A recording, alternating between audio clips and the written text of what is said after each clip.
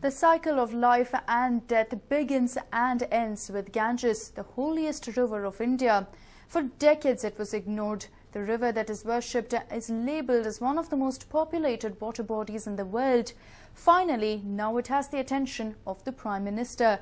What is the Clean Ganga project? What are the problems the holy river faces? Here's a report. Ganges.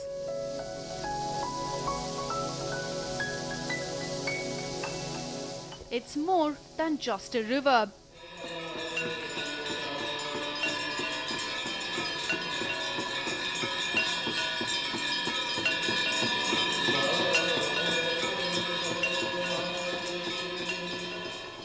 Its waters are India's most revered. It gives sustenance to all forms of life.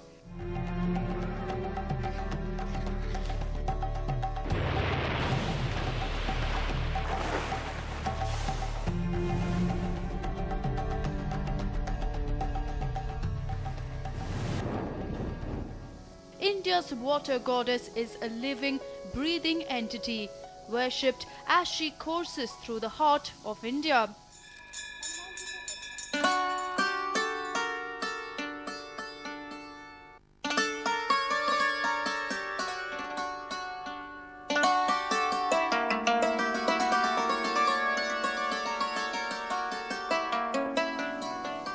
On her banks, the cycle of life and death is completed.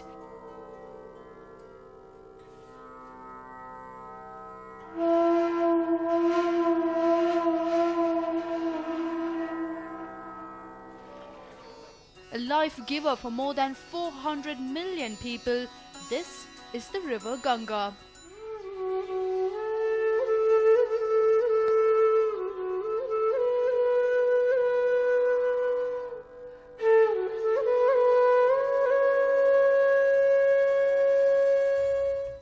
Even as Ganga is worshipped today, Ganga is a goddess in distress. It is one of the 5 most populated rivers in the world. Large parts of the river are dry. In the mountains, the might of the rivers have been neutered. Bad harnessing programs have diverted it into tunnels to generate electricity.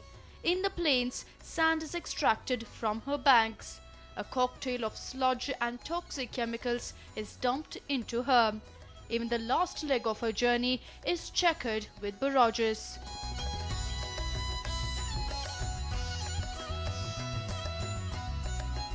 Clearly, the Ganga is dying on every step of her journey.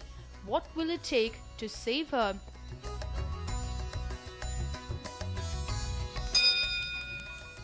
Gangotri is known as the physical source of the river. White sheets of ice grace the mountain tops. Drop by drop, these streams will feed millions downstream.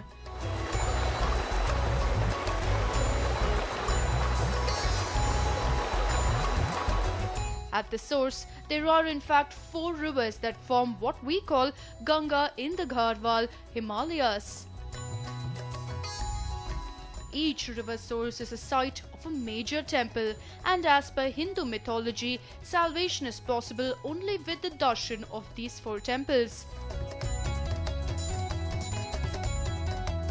The Char Dham Yatra starts at the Yamunotri in the east.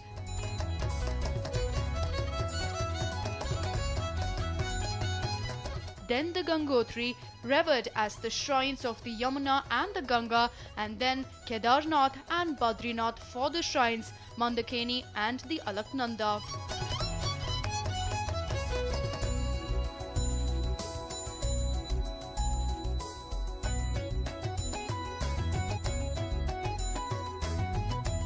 A place of worship, the enthusiasm here during the season is intoxicating. But sadly, the defacing of the Ganga begins right here. Thousands of worshippers who throng here for a darshan leave behind tons of plastic and waste material. Bhimkund, believed to be the source of mythical river Saraswati.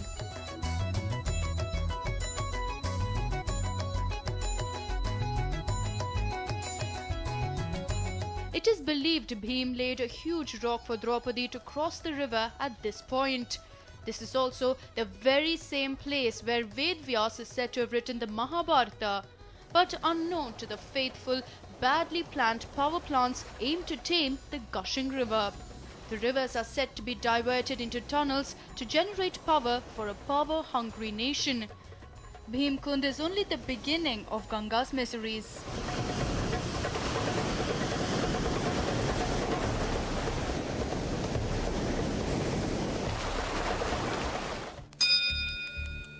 Over 300 dams to cage the Ganga on its course.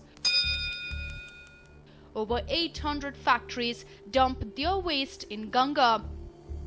By the time Ma Ganga reaches the banks of one of the oldest living civilizations of the world, halfway through its journey, the holy water is nothing but toxicated wastewater.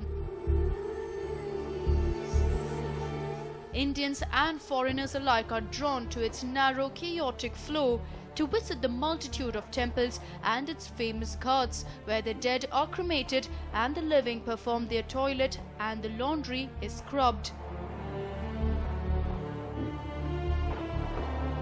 The river is sucked dry by various irrigation schemes and polluted with fertilizers. Even garbage and raw sewage is dumped into the river.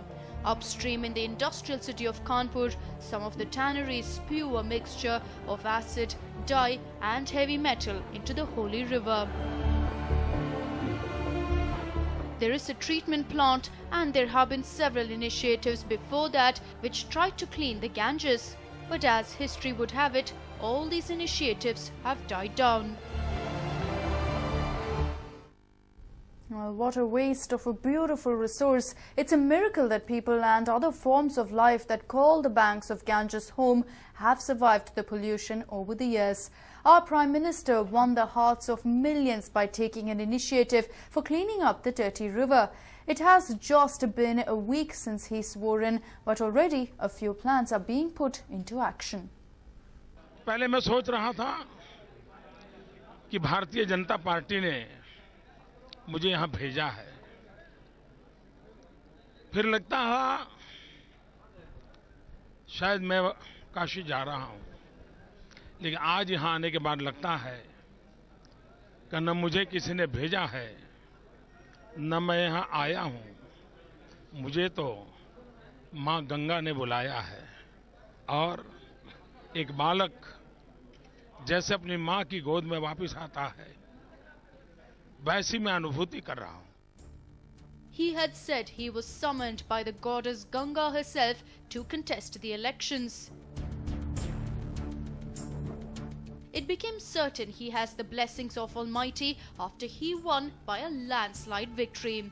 After thanking the people of Varanasi, he swore to clean Ma Ganga. Just days after his cabinet ministers took oath, it became clear that Modi means business.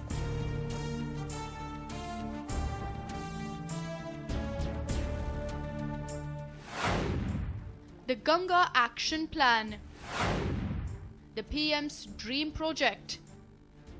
Until Modi took charge, the Ministry of Environment and Forests had been placed under the supervision of water resources.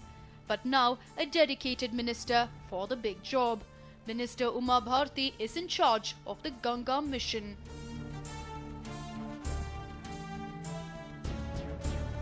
To have a wholesome solution for the Ganga project, a meeting of the interministerial group on Ganga is now called upon, with 5 ministries coming together to pool their resources to draft a blueprint for the Prime Minister's pet project.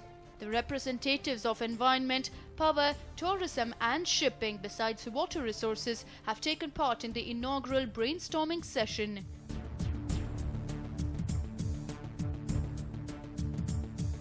Each ministry has been tasked with a specific mandate.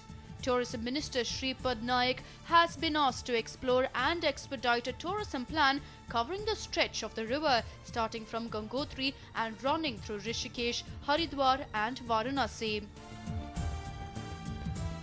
Piyush Goyal, the in charge of the Power Ministry, has been entrusted with the responsibility of looking after ways to harness hydroelectricity.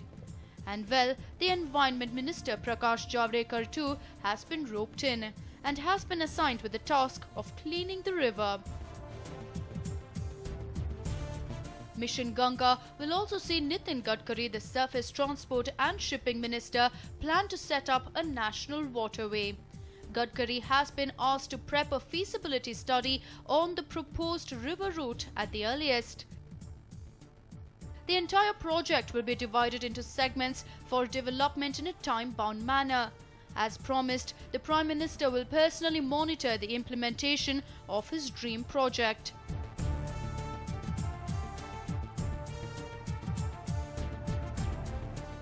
Apart from cleaning the Ganga, a whole special plan for cleaning the holy ghats is also being put into action. A dozen ghats in the city, also the Prime Minister's constituency, have been selected for the trial in which India's top companies will adopt the sites for their cleaning and maintenance. This will include fixing damaged sections, particularly at the ghats most frequented by foreign tourists.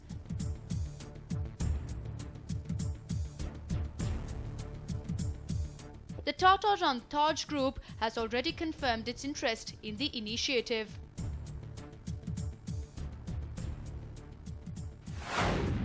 Companies will adopt a ghat after signing MOU with the municipal corporation, which will act as a coordinator, while the ministry will function as facilitator. Well, Mission Ganga definitely seems to have gained some steam, but this is definitely not the first time such an initiative is being taken. In the past several decades, already around 2,000 crores have been spent, but even today, the holy Ganga is more polluted than it was. Let's hope the exchequer's money will be put to use in the right place.